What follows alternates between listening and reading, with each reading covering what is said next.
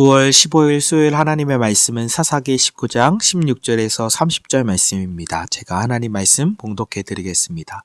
저녁 때에 한 노인이 밭에서 일하다가 돌아오니 그 사람은 본래 에브라임 산지 사람으로서 기브아에 거류하는 자요 그곳 사람들은 베냐민 자손이더라. 노인이 눈을 들어 성읍 넓은 거리에 나그네가 있는 것을 본지라.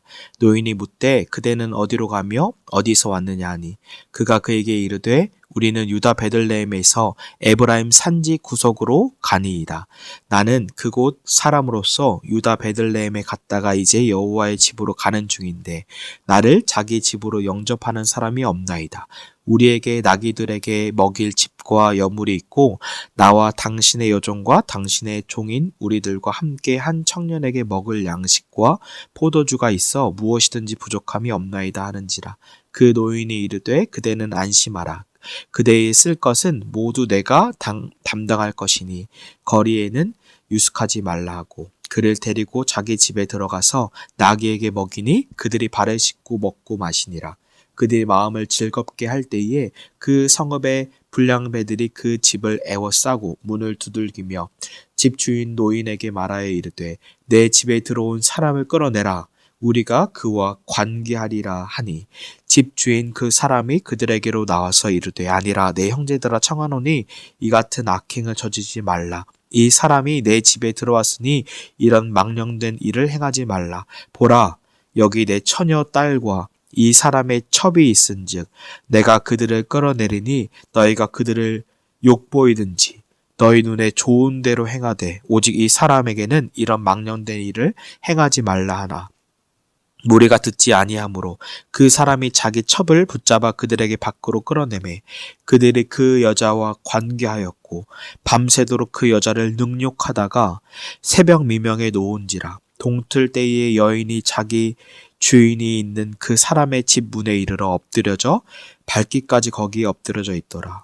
그의 주인이 일찍이 일어나 집 문을 열고 떠나고자 하더니 그 여인이 집 문에 엎드려져 있고 그의 두 손이 문지방에 있는 것을 보고 그에게 이르되 일어나라 우리가 떠나가자 하나 아무 대답이 없는지라. 이에 그의 시체를 나귀에 싣고 행하여 자기 곳으로 돌아가서 그 집에 이르러서는 칼을 가지고 자기의 첩의 시체를 거두어 그 마디를 찍어 12덩이에 나누고 그것을 이스라엘 사방에 두루 보내매 그것을 보는 자가 다 이르되 이스라엘 자손이 애굽 땅에서 올라온 날부터 오늘까지 이런 일을 일어나지도 아니하였고 보지도 못하였도다. 이 일을 생각하고 상의한 후에 말하자 하니라. 아멘. 오늘 본문의 말씀은 이스라엘 민족의 죄악의 타락의 끝을 향해서 달려가는 내용입니다. 오늘 등장인물이 크게 넷으로 구분됩니다. 레위인, 첩, 에브라임 노인, 불량배들입니다. 레위인과 첩은 에브라임 노인 집에 유숙하게 됩니다. 그때 불량배들이 들이닥쳐서 레위인 남자와 성관계, 동성애를 하겠다고 말합니다. 사사기 19장 22절입니다.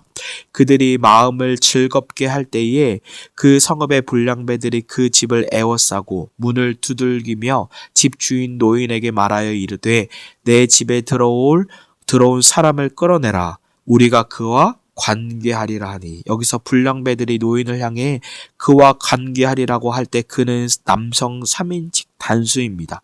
즉 여기서 그는 레위 남성을 가리키고 관계하리라 라는 말은 우리가 많이 들어본 히브리어 야다, 남녀의 성관계를 의미합니다. 즉 불량배들은 동성애, 그것도 집단적인 동성애 성폭행을 요구하는 것입니다. 우리가 분명하게 구분해야 하는 것은 이 시대에도 동성애는 하나님께서 미워하시는 큰 죄악입니다.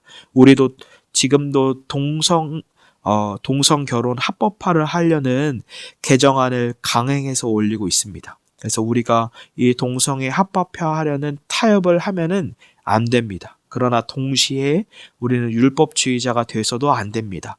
동성애자를 품어주지 못한다면 그것 또한 예수님께서 원하시는 모습이 아닙니다. 우리가 명확하게 구분해야 하는 것은 죄를 분명하게 정죄하고 미워하되 죄인을 끝까지 사랑하고 품어내주는 복음의 분명한 태도를 우리가 갖기 원합니다. 이것을 구체적으로 상상을 해본다면 우리 교회에 동성애자가 온다면 우리는 어떻게 마음의 태도와 행함을 할 것인가? 이것을 돌아봐야 합니다. 죄를 정죄하고 죄인을 사랑하는 것. 이때 에브라임 노인은 사사기 19장 24절과 같이 불량배들을 향해서 이렇게 말합니다. 보라, 여기 내 처녀 딸과 이 사람의 첩이 있은즉 내가 그들을 끌어내리니 너희가 그들을 욕보이든지 너희 눈에 좋은 대로 행하되 오직 이 사람에게는 이런 망령된 일을 행하지 말라. 그들을 욕보이든지 너희 눈에 좋은 대로 행하라. 이것은 자신의 처녀 딸과 첩을 성적인 놀이개와 같이 타협하는 모습입니다. 결국에 사사기 19장 25절에 그들이 그 여자와 관계하고 밤이 새도록 그 여자를 능욕하다가 새벽에 놓습니다. 이것은 집단적인 성폭행, 죄악의 끝, 그것을 보여주는 것입니다. 저는 이들을 다 고발하고 싶은데 특별히 레위인을 고발하기 원합니다. 앞서 사사기 19장 2절에 그의 남편이 그 여자에게 다정하게 말하고 이 말씀은 레위인의 위선이라고 말씀드렸습니다. 19장 2절에는 그의 남편이라고 말하지만 오늘 본문 19장 24절에서는 이 사람의 첩, 26절에서도 여인이 자기의 주인이라고 표현이 되면서 이 레위인의 싸늘한 얼굴이 보이는 것과 같이 이 사람, 주인이라고 표현을 합니다. 결국 동이 트는 아침까지 레위인은 발을 뻗고 편안하게 잠을 잔 것입니다. 사사기 19장 28절을 읽어드리겠습니다. 그에게 이르되 일어나라 우리가 떠나가자 하나 아무 대답이 없는지라 이에 그의 시체를 나귀에 싣고 행하여 자기 곳으로 돌아갔어. 히브리어 원어에는 시체라는 단어가 없습니다. 그래서 학자들은 세 견해로 나눕니다. 첫 번째로는 첩이 집 문에 엎드려져 죽었을 것이다. 두 번째로는 첩이 나귀를 타고 이동 중에 죽었을 것이다. 세 번째로는 레위인이 첩을 12토막을 냈을 때에 죽었을 것이다. 사사기 저자는 레위인의 타락을 적나라하게 고발하는 것입니다. 저는 오늘 사사기의 말씀을 통해 한국 교회, 한국 사회의 모습을 봅니다. 동성애, 집단 성폭행, 무정함, 성적인 타락, 토막살인. 그러나 이 말씀을 우리의 삶에 구체적으로 적용하기를 원합니다. 예전에는 사사기를 보면 단순하게 화가 나고 울분이 났습니다. 그러나 이 사사기 모습을, 죄악된 모습을 보면서 저의 모습임을 알았습니다. 저는 그래서 우리가 크게 두 가지를 기도했으면 좋겠습니다. 첫 번째로는 하나님, 저의 죄악이 얼마나 큰지 제 죄악을 모두 보여주십시오. 이것은 굉장히 무서운 기도입니다.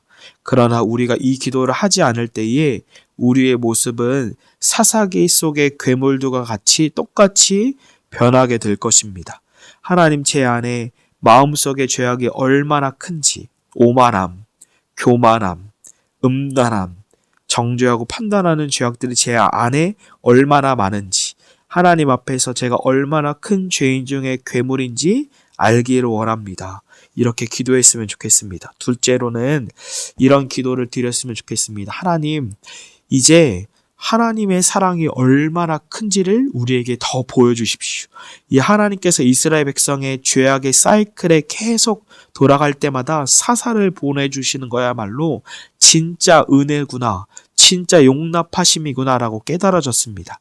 사사들은 사람이어서 불완전하시지만 하지만 참 사사이신 그리스도께서 이 땅에 오셔서 십자가의 피 흘림으로 우리의 죄악을 파도와 같은 사랑으로 씻어주시고 용납해주시고 품어주신 것입니다. 그래서 이 두 가지 기도를 우리가 드렸으면 좋겠습니다. 제가 기도하겠습니다.